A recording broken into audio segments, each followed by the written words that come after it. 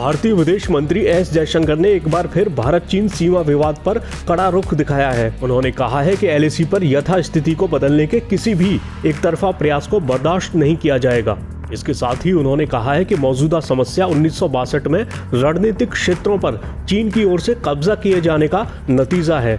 कांग्रेस के पूर्व अध्यक्ष राहुल गांधी के एक ट्वीट से जुड़े सवाल पर जयशंकर की ये प्रतिक्रिया सामने आई है। राहुल ने अपने ट्वीट में चीनी घुसपैठ बढ़ने का दावा किया था। जयशंकर ने कहा, पिछले 2 साल में जो हुआ है, हम ये सुनिश्चित करने में बहुत स्पष्ट और बहुत सक्षम रहे हैं कि वास्तविक नियंत्रण रेखा पर यथास्थिति को एक तरफा ढंग से बदलने का कोई भी प्रयास हमारे द्वारा बर्दाश्त नहीं किया जाएगा।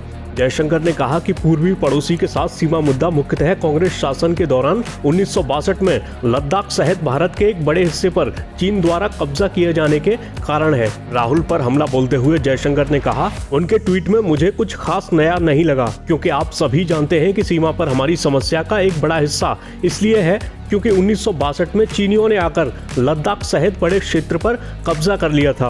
उन्होंने कहा, इनमें से कई रणनीतिक क्षेत्र हैं जो स्पष्ट रूप से हमारे सीमा बलों के लिए चुनौतियां पैदा करते हैं। जयशंकर ने कहा कि फिलहाल दोनों पक्षों के बीच सैन्य कमांडरों और राजनयिकों के जरिए बातचीत चल रही है। उन्होंने कहा, ये चर्चा टकराव के बिंदुओं से संबंधित है जहां हम एक दूसरे के साथ बहुत करीब से तैनात हैं और ध्यान ये देखने पर है कि इन टकराव बिंदुओं से पीछे हटना संभव है या नहीं। जयशंकर ने कहा, पिछले साल पीछे हटने की प्रक्रिया संतोषजनक रही। अभी भी कुछ मुद्दे हैं, चर्चा चल रही है। मैंने खुद चीनी विदेश मंत्री के साथ इस मुद्दे को उठाया जब मैं उनसे बाली यानी G20 विदेश मंत्रियों की बैठक में मिला था। ये पूछे जाने पर कि क्या चीन पाकिस्तान समुद्री अभ्यास सी गार्डियन से भारत समुद्री सुरक्षा को खतरा है, जयशंकर ने कहा कि सुरक्षा को हमेशा प्राथमिकता दी जाती है और ये देश की विदेश नीति में सबसे ऊपर है।